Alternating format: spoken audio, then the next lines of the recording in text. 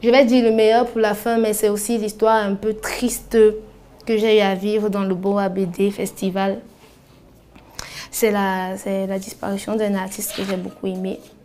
Donc je vais vous parler d'une de ses œuvres, Les Envahisseurs. C'est un auteur que j'ai eu à rencontrer sur le Boa BD Festival édition 2017. Il a été invité par le festival, il venait de...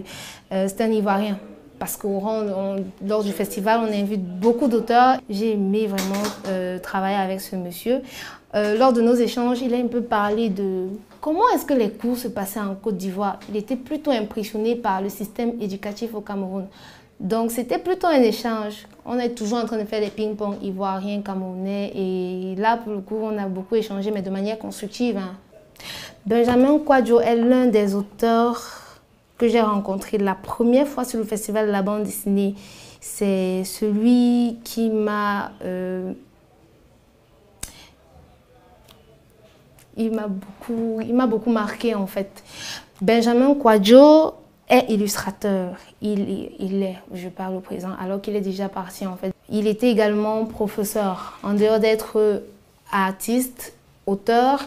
Et en dehors de cette œuvre, Les Envahisseurs, il a également produit d'autres œuvres. John Kutuku fait partie d'une de ses œuvres. C'est un très grand auteur pour moi.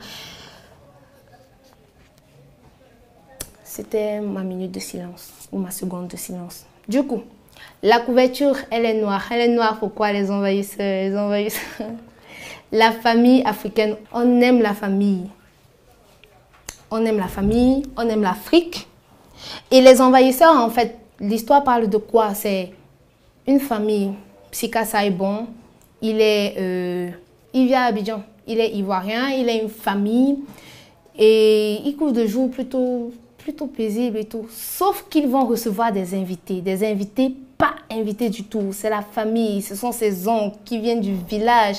Et chez nous, on ne peut pas dire, gars, sors, tu n'as pas prévenu, non. On va seulement les recevoir. Donc, c'est ce que Sika Saibon a fait, lui et sa famille. Ils ont reçu tout ce beau monde-là.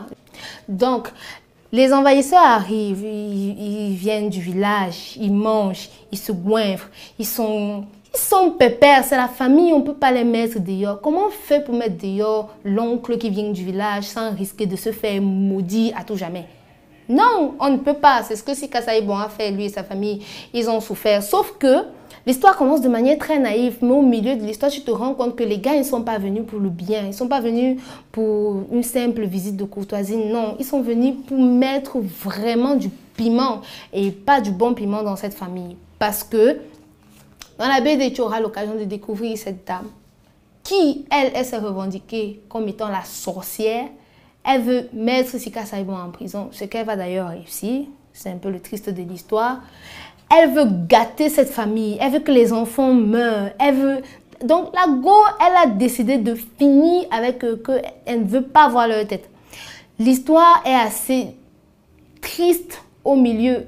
Mais le personnage, moi, qui m'a plu, mais alors qui m'a vraiment plu dans cette BD, c'est le fils de Sika Saibon. Pour moi, c'est le héros. Parce qu'en fait, quand la famille de Sika Saibon va venir, ils vont commencer à emmerder. Il est celui qui va défendre sa mère contre vents et marées. Il est celui qui va faire, ou du moins essayer de faire comprendre à son père que, gars, cette famille-là, il dérange maman et tout. Mais c'est également celui qui va réussir à sortir son papa du merdier dans lequel il va se mettre. Pour moi, c'est le héros de la bande dessinée. Lui et son bras séculier, qui est sa petite sœur. Pour moi, ce sont tous les héros. Donc, la morale de l'histoire, en fait, c'est que la famille africaine, on l'aime. On l'aime, on ne peut pas la jeter. Mais c'est également cette même famille-là qui peut te poser les plus gros problèmes demain. Les envahisseurs, c'est... Le début est assez... tout doux, mais la chute est plutôt réjouissante. Nous, en Afrique, on n'aime pas les fins tristes comme les héros qui meurent dans leur propre film. Non. Comment? Il ne peut pas mourir dans son propre film. De toutes les façons, l'histoire se termine bien.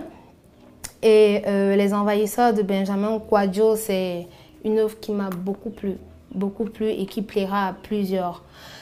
Si tu veux avoir des nouvelles par rapport à toutes ces BD, tu pars soit Wanda Comics en ligne, tu auras toutes ces BD avec les prix, avec des modalités même peut-être de livraison, je ne sais pas moi.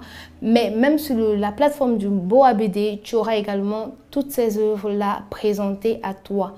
Donc ce que j'ai fait aujourd'hui, c'est juste te montrer un peu l'étendue du potentiel en termes de lecture qu'on a dans le Boa BD Festival.